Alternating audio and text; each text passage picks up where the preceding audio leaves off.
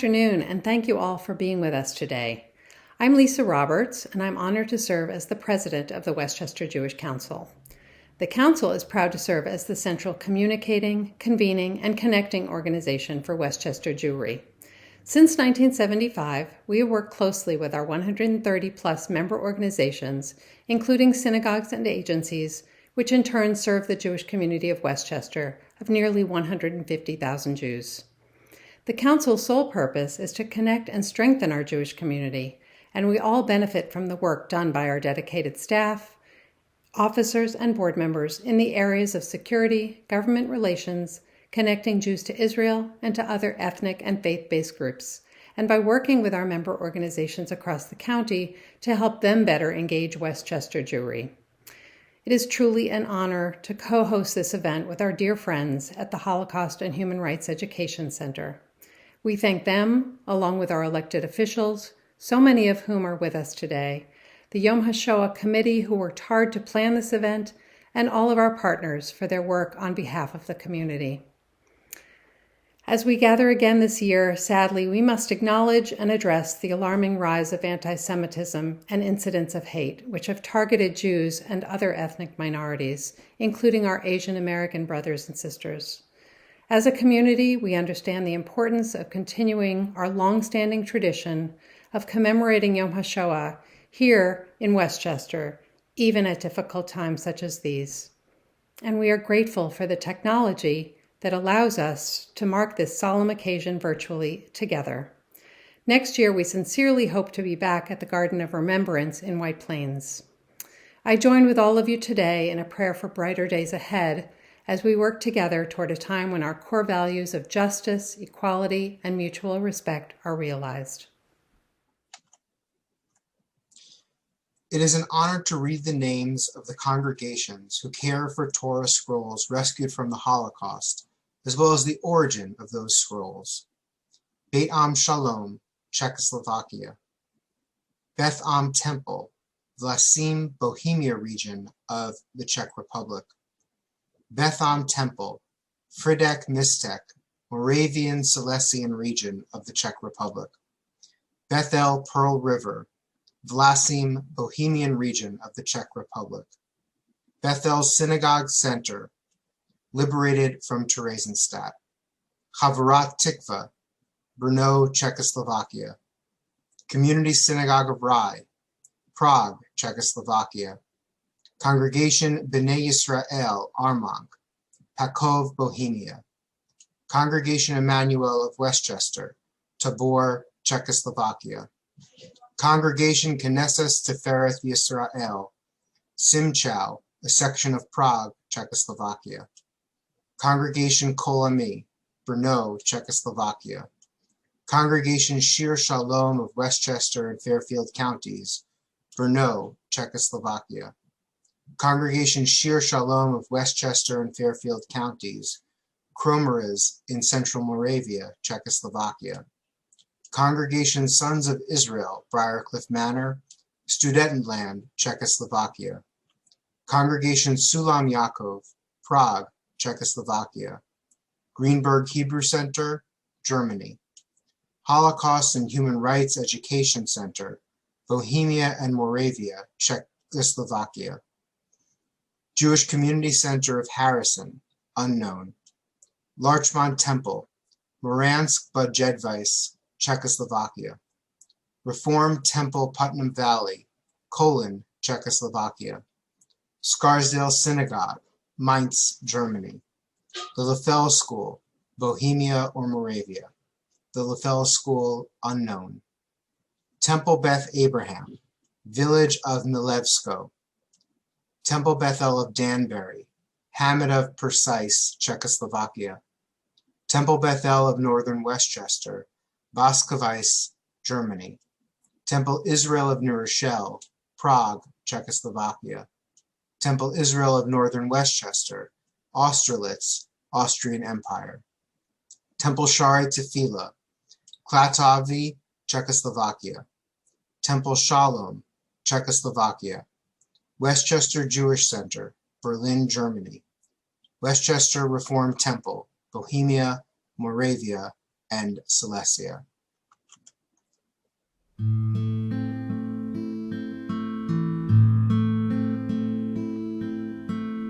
Tremlenvögel auf die Zweigen, schlaf mein Bayerkind,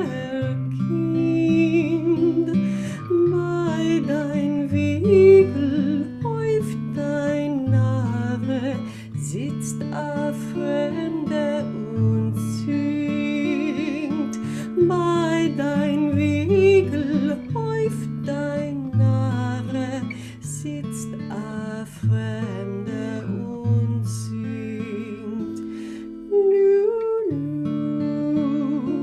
Lulu,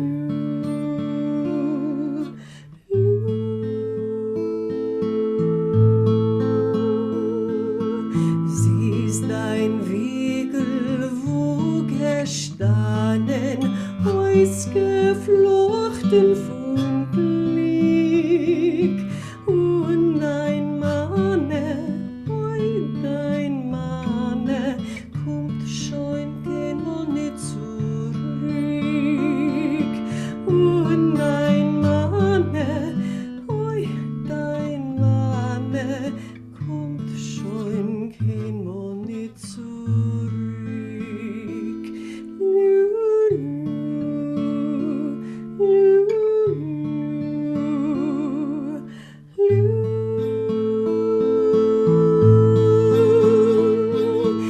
Hab gesehen dein Taten laufen unter Hagel von Stein.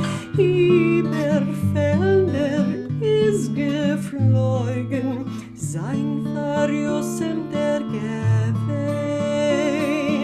Über Felder ist geflogen sein verjossemter Gewein.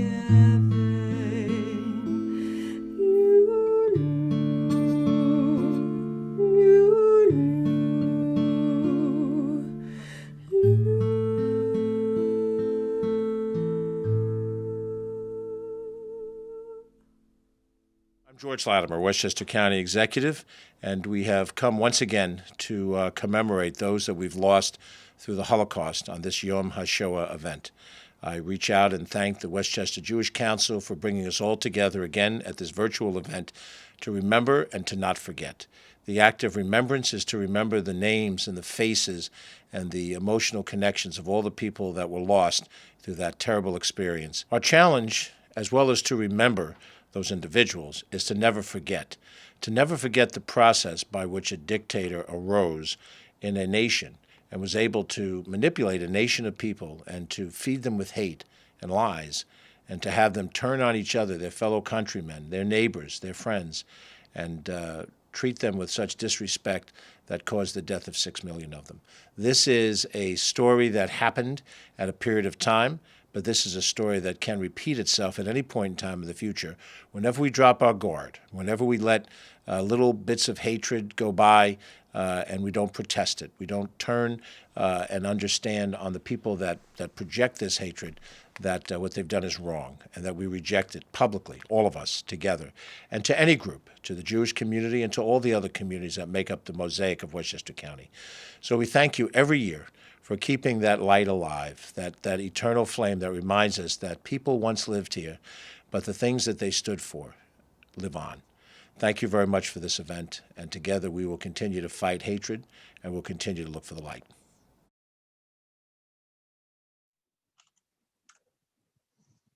For 364 days a year, when we think of the Shoah, of the Holocaust, we wrestle with its meaning.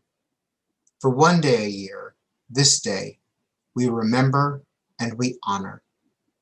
For 364 days a year, we try to understand the Shoah, historically, theologically, philosophically. For one day a year, this day, we sit with the loss. For 364 days a year, we take what lessons we can about hatred and anti-Semitism and bystanders and upstanders, and we apply those lessons to our lives, to our world. For one day a year, this day, we simply mourn. For 364 days a year, we try to answer the question why. For one day a year, this day, we allow our hearts to break, our tears to flow, and we allow that ultimately unanswerable question to go unanswered. Dear God, today as we walk through the valley of the shadow of death, let us feel your presence as promised by the psalmist. For today, that is all we can ask. We pray only that we should not bear this grief alone, but know that we have one another and know that we have you, God, by our side. With this promise fulfilled, with the support of one another and with our faith, we will keep alive the memory of those who perished. Then, during the 364 days to come, we will strive to live our lives in ways that honor their memories and all that they held dear. Ken Yehi Ratzon, may this be God's will. Hello, friends. My name is Daniel Groper. I am the rabbi at Community Synagogue in Rye, New York, and the immediate past president of the Westchester Board of Rabbis. It is my honor to bring this special Kaddish for Yom Hashoah to you. Wherever you are, if you are able, I invite you to please rise. Yitgadal Auschwitz, Vayitgadash Lodz, Shemei Rabbah Ponar, Be'alma Divra Chirutei Babiyar, Ve'amlich Malchutei Maidanek, B'chayechon uvyomechon Birkana, V'chaye dechol Beit Yisrael Kovno, Ba'agala uvizman kariv Janauska, Vayimru, Amen. Yehi Shmei Rabbah Movorach Leolam Lamei Almaya, Yitbarach V'yishtabach Theresienstadt, V'yitpa'ar V'yitromam Buchenwald, V'yitnaseh V'yithadar Treblinka, V'yitale V'yithalal Vilna, Shemei Kudsha Bergen-Belsen, Brichu Le'ela Mauthausen, Min Kol Birchata V'shirata Dachau, Tushbechata V'nechamata Minsk, Da'amiran Be'alma Warsaw, Vayimru, Amen. Yehi Shalaba Rabba Min Shemaya, V'chaim Aleinu Ve'al Kol Yisrael V'imru Amen.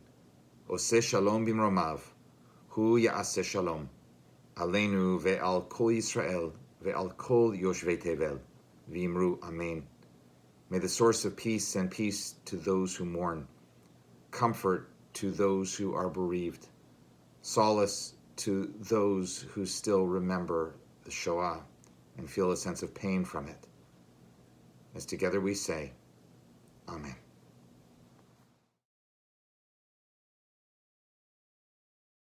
Who is a member of several Speakers Bureau, including our own. He speaks at many universities and schools and tells his story. He is a survivor. It's particularly close and dear to me because my parents, as well as Andy, are all born in Budapest. And so his story is very familiar to me. His accent is also very familiar to me. I was born here in Westchester County, where I grew up. And we're just going to have a little talk with Andy about his experiences. And so I'm just going to first ask him I'm going to give just a tiny bit of history for those of you who don't know the story of the Hungarian Jews. They were the last intact group of Jews in Europe. The Nazis occupied, the Hungarians were already allies with the Nazis, but they occupied Budapest and Hungary in the spring of 1944, and they just started, this incredibly horrific deportation and ghettoization of the Jews, killing 70% of the Hungarian Jews in the final year of the war.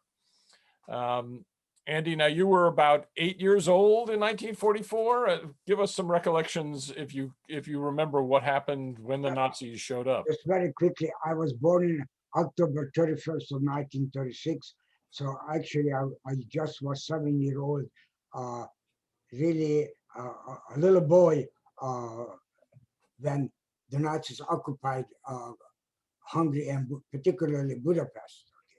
And uh, the very quick story that my father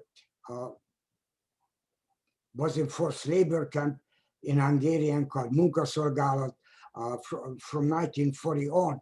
So my mother was basically a single parent all the time. And the significant part of what happened, it was when my mother enrolled me to first grade in 1943. Now, she took me to a school which was a Jewish school, about 2.5, 3 blocks from the house where we actually rented an apartment. And it was a devastating experience for a 7-year-old when my mother allowed me to walk to school on my own. On that short distance, people spit on me, called me a dirty Jew, said, "You shouldn't be alive, we will kill you," and pushed me down to the pavement. Many times I was beaten. And that experience in the fall of 1943 was really devastating, and I didn't understand what was going on. And clearly, it was because I am a Jew. That was the only reason. They knew I am Jewish because I lived in a very heavily populated Jewish area, the 7th district of Budapest. And it accommodated a traditional Jewish life with kosher restaurants, synagogues, butchers, bakers, what have you. So that was my very first experience of the concept of anti-Semitism and a hatred of Jews. Then in the beginning of 1944, my father was able to get away from a forced labor camp, and he and my mother rounded up family members from the periphery of the 7th district and also in the city of Budapest and get them to move into our 2-room apartments. And it was a blessing. We didn't know then that area eventually became the Budapest ghetto, but it was much safer than anywhere else. And all the family members who gathered in our small apartment were survived. So amazing. And then by end of February of 1944, my father disappeared permanently. And of course, fast forward, he did survive the death camp called Mauthausen. And he was one of the Holocaust survivors who shied away of having any conversation about his personal experiences in this devastating death camp, which is located in the southern part of Austria. Now, do you remember when they started making you wear the yellow Jewish star? See, there was a very strange relationship existed between the Hungarian government and Nazi Germany with Hitler's government. See, Miklos Horthy, who was the regent of Hungary until 1944, he agreed the concept of creating an Aryan nation for Germany and get rid of the undesirable elements of society from not only Germany, but all around in Europe. Okay, it was nothing else but racial purification policies which Hitler initiated after 1933. And so by the time 1944 came along, Miklos Horthy changed his mind, and he really wanted to get away from Nazi Germany, but it was too late. Hitler already made up his mind, then they are going to occupy Hungary. And then on March 17th of 1944, actually they came in and occupied Hungary and also Budapest. And at that time, it was other significant part of my life that my grandfather, who was continuously hiding in this time, he took me to what they called the Ring Road It is a major boulevard, go from north part of the river to the south part on a past side. And I have seen with my naked eye the SS marching in with the armband with a swastika on there, with black boots and goose steps. It was a shocking sight. And my grandfather told me, he says, "You have seen more than enough when I take you home." And on during that short walk we had to go, he told me that Andy, our life as Jews will permanently change. And you know, I didn't really understood the words, but what I have seen, I haven't forgotten up to today. And 3 years ago, in August of 2017, I came home and I turned the television on, and I have seen a bunch of thugs, hoodlums, white supremacists were marching in Charlottesville. And I have seen the same thing, what I have seen as a 7-year-old. It reminded me that devastation, what that was causing in Hungary for the Jews, and to remind me what is really happening in this country. So there was a direct connection there. Okay? And then after when the Nazi occupation of Hungary, Adolf Eichmann came to Budapest for one purpose, to exterminate all the Hungarian Jews. Now, at that time, it could have been about 650,000 Jews lived in Hungary. The majority of them lived in the city of Budapest in the periphery. And I call him a master killer, designed an assembly line rounding up the Jews. Yes. Did you have relatives, or did you know people who ended up in the Obuda brick factory as the No, get shipped off? The majority of the family member who didn't live in that two-room apartment what we had, they were deported into various forced labor camps in Hungary, and eventually either they ended up in Mauthausen or in Auschwitz-Birkenau. Now, Auschwitz-Birkenau, that's where the majority, over 80% of the Hungarian Jews were deported there. And in fact, an amazingly horrible statistic is that 1/3 of all the people who died in Auschwitz were Hungarians. Yes, and what you mentioned about the Jewish badge, the newly created fascist Hungarian government, with the support of the Iron Cross Party, which was the major Nazi party in Hungary. On April 5th, if I remember correctly,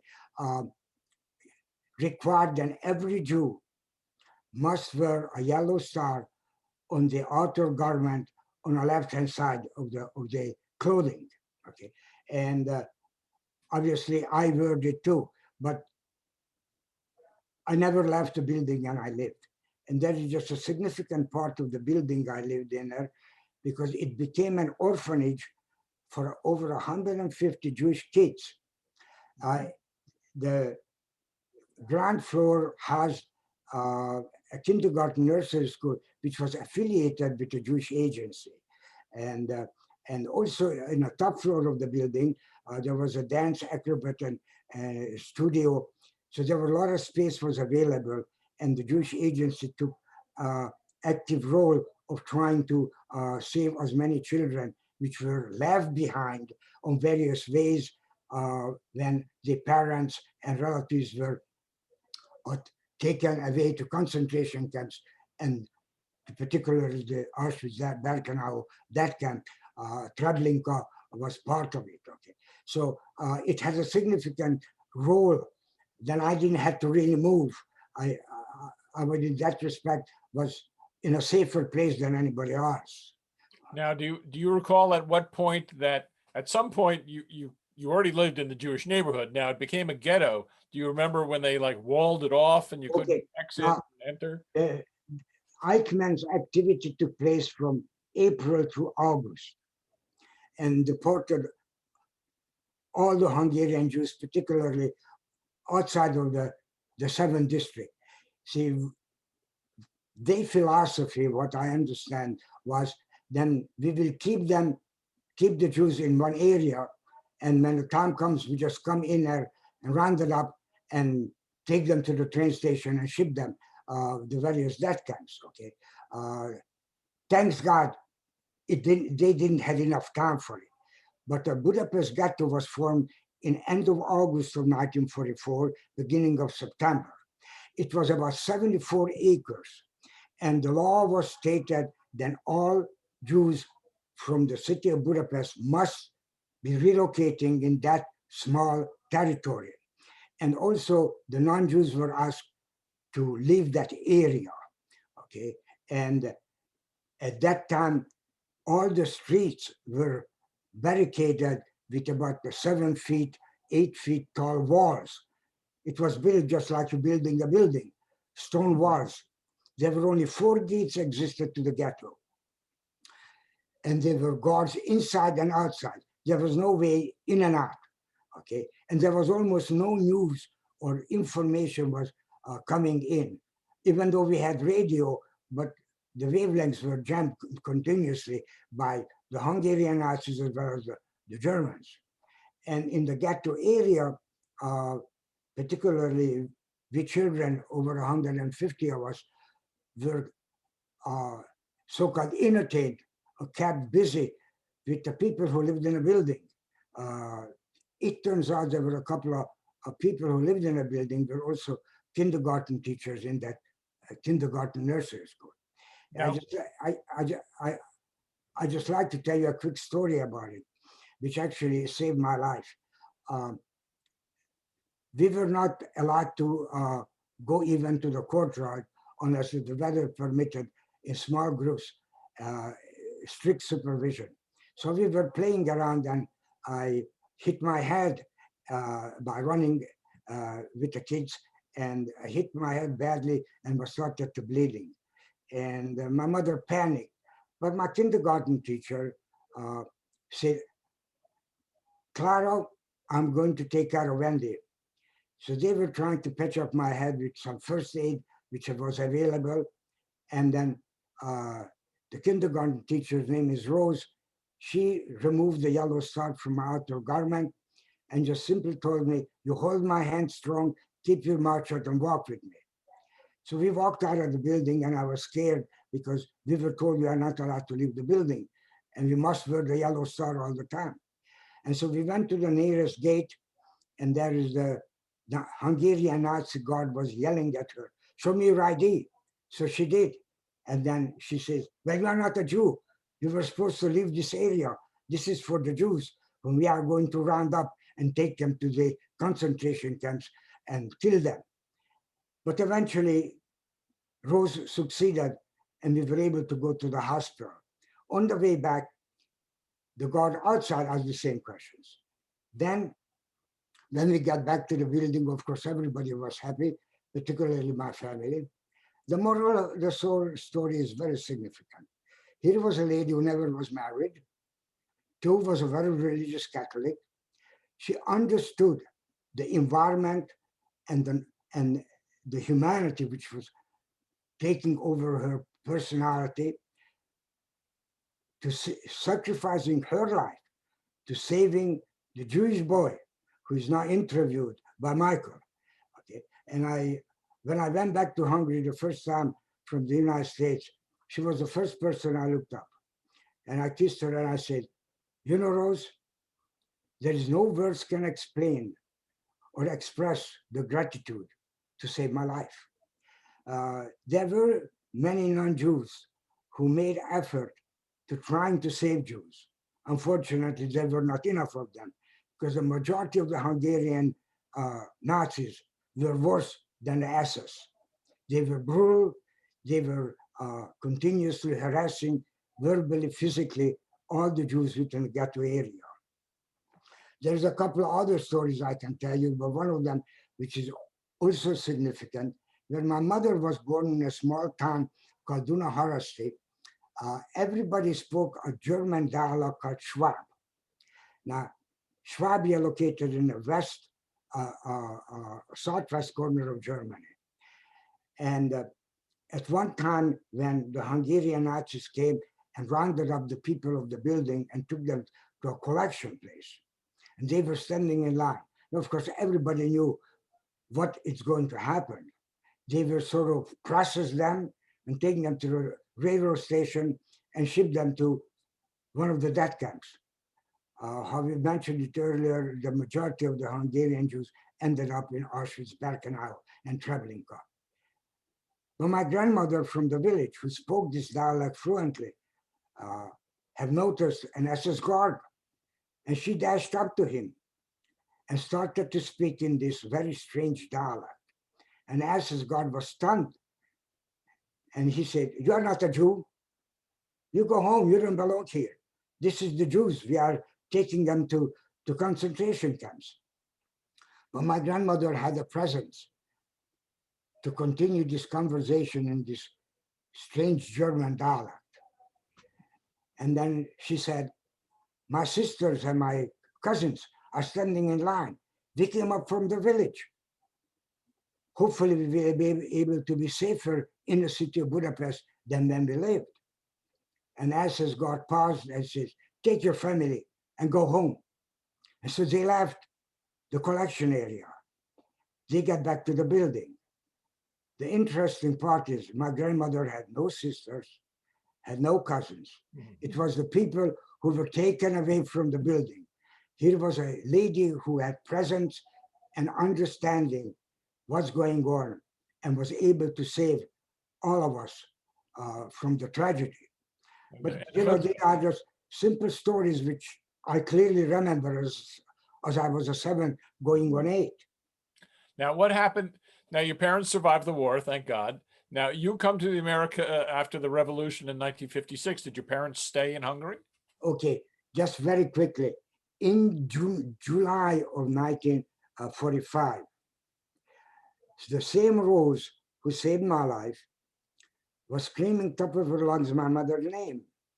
And my mother and I dashed to the corridor in our top floor. And then she says, "Your husband Steve is home."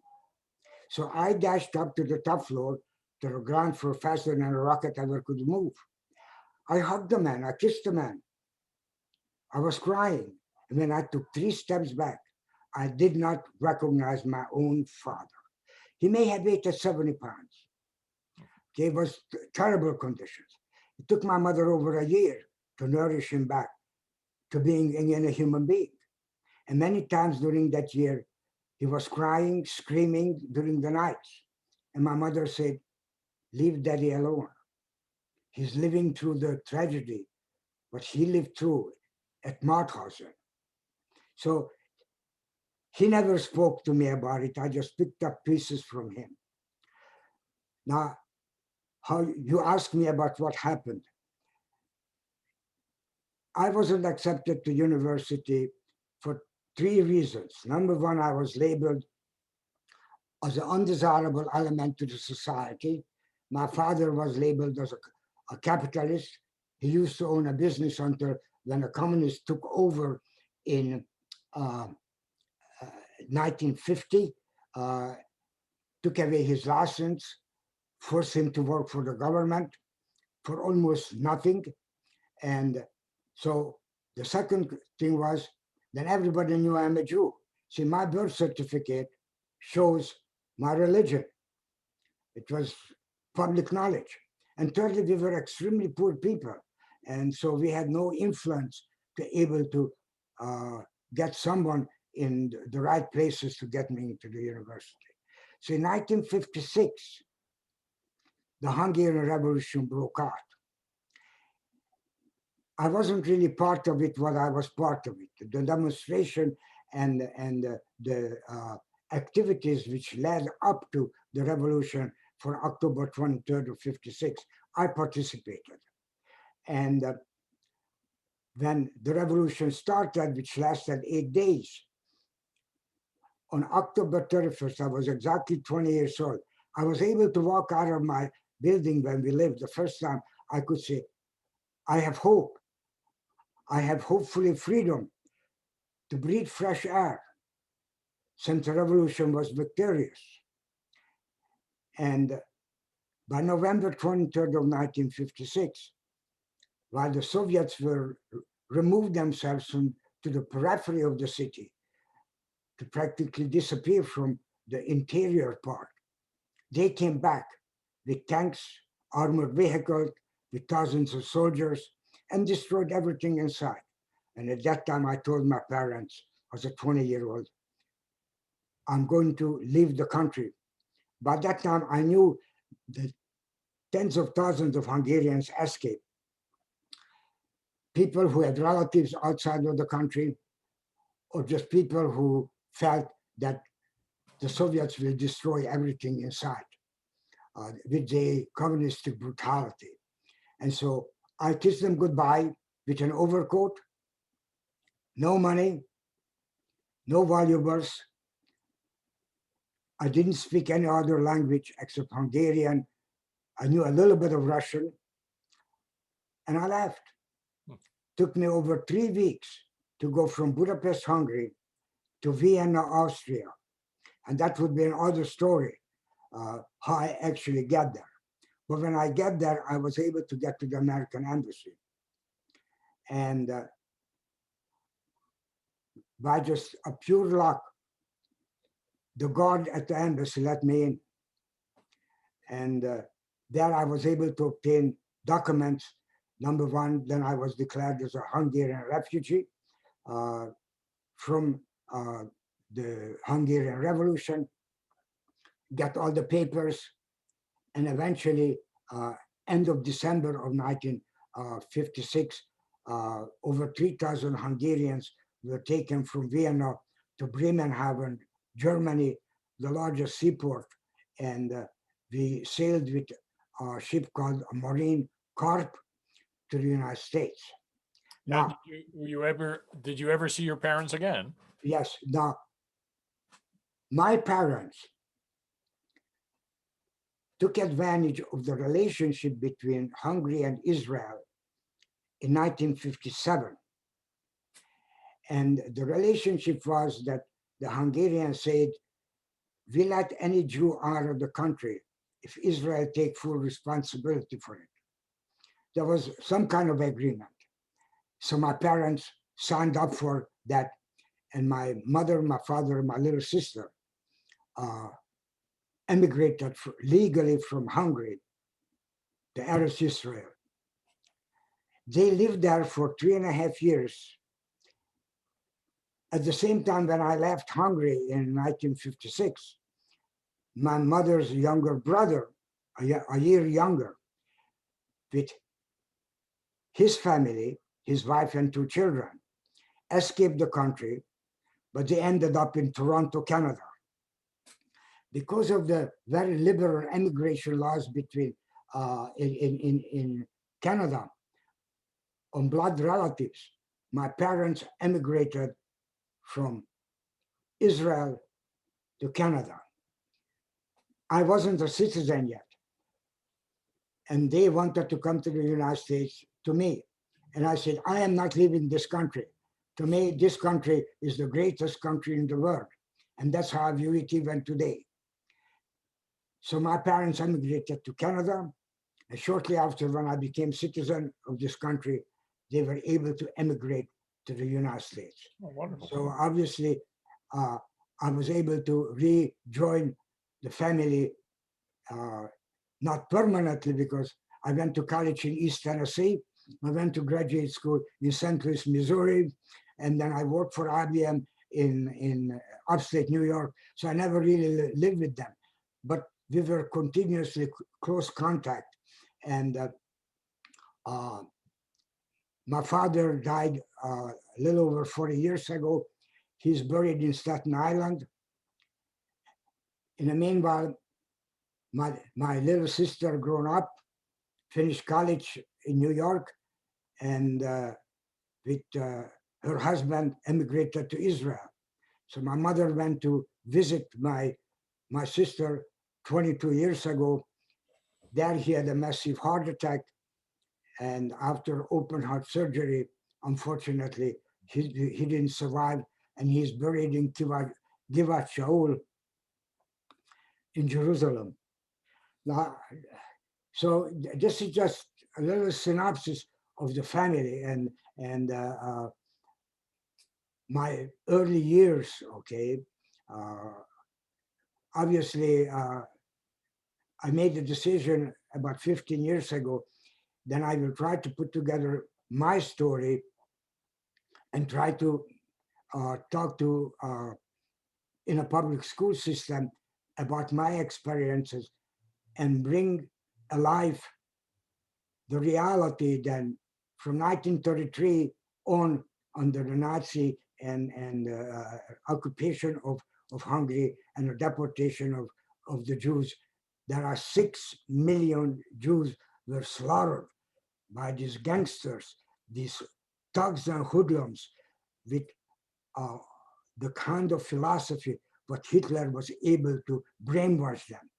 And so we say, never again, never again. And this is a motto which is very significant for us to keep in mind and provide education to everyone whom we will able to reach out. Is not only Holocaust survivors or child survivors, but relatives and associated people to educate people to trying to avoid the atrocities which occur. Unfortunately, we live in a very difficult times. And I like to bring to your attention something very significant. I mentioned to you 2017 in Charlottesville, but I like to bring to your attention January 6th of 2021. I was absolutely shocked to see a t-shirt which is saying Camp Auschwitz. So anti-Semitism, unfortunately, is growing leaps and bounds with the white supremacist group, the various groups which existed. And I just also try to bring to your attention that in 2017, after the Charlottesville tragedy, our former president said there were fine people on both sides. I have news for you and to everybody. There is no good Nazi. It's all of them for only hate and to death. And those people who were wearing those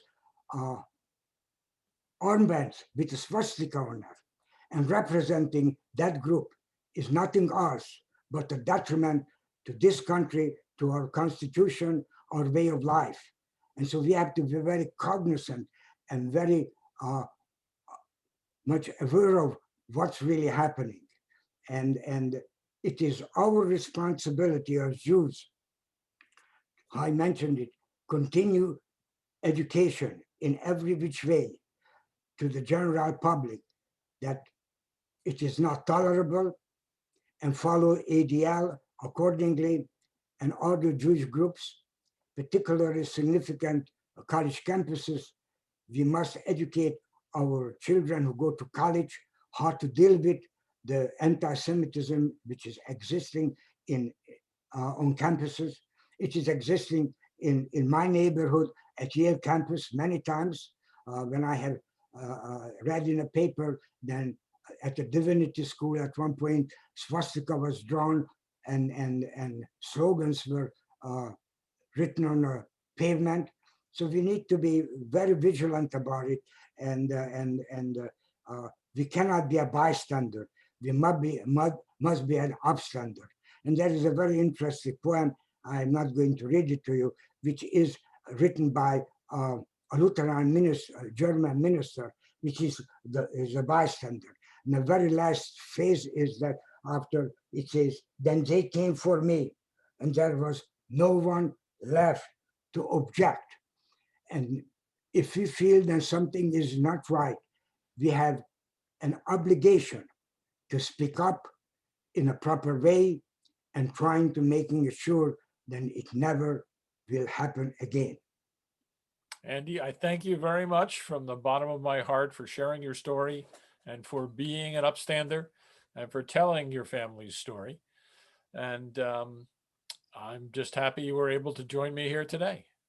Well, it was really a pleasure, and I thank the organization of Holocaust Human Rights Education Center that I can be part of it and provide as much input to them as possible. And I'm always available any part in the tri-state area to tell my story and trying to bring the tragedies which occurred after 1933 to the public eye. I want to thank everyone for attending this year's Yom HaShoah commemoration. As chairman of the Holocaust and Human Rights Education Center, I speak about my parents' wartime experience and how it has also shaped my life. I want to take this opportunity to thank the Westchester Jewish Council for co-hosting this event, as well as the Yom HaShoah Committee, Mitch Ostroff, Rabbi Howard Goldsmith, Cantor Robin Joseph, Westchester County Executive George Latimer, Rabbi Daniel Groper, and Andy Sharkani for sharing his story with us. And while the horrors of World War II may seem like a long time ago, it's only separated by a generation. My mother was an inmate in Auschwitz, and my father was a slave laborer. All four of my grandparents were murdered in Nazi death camps. The point I am trying to make is that the Holocaust is not so very far away. The children and grandchildren of survivors are members of our community. And as more and more of the few remaining witnesses pass away, who will remember their stories? At Yom HaShoah, we commemorate the memory of those who were murdered during the Holocaust. We also commemorate the bravery of righteous citizens in those extraordinarily horrible circumstances. The Garden of Remembrance in White Plains was built in 1992 and pays tribute to both those who perished and the bravery of those who define the word upstander. We encourage everyone to speak up and act against all forms of bigotry and prejudice. Please visit our website at hhrec.org, hhrecny.org, to see how we use the lessons of the Holocaust to educate and protect the future. Yet, unfortunately, there is no escaping the reality of the brutality and hate in our world. Every day seems to bring another example of the cost of hatred and racism. On this Yom HaShoah, I choose to tell the truth about the unimaginable price of man's inhumanity towards man, and I embrace the opportunity to advocate for dignity and respect for all people. The pandemic has, if nothing else, shown us that we are all one people, interconnected genetically. The virus does not care about your background or ethnicity. We are truly one people, and hopefully by this time next year, after Passover, we can all join together in person next year in White Plains. Thank you.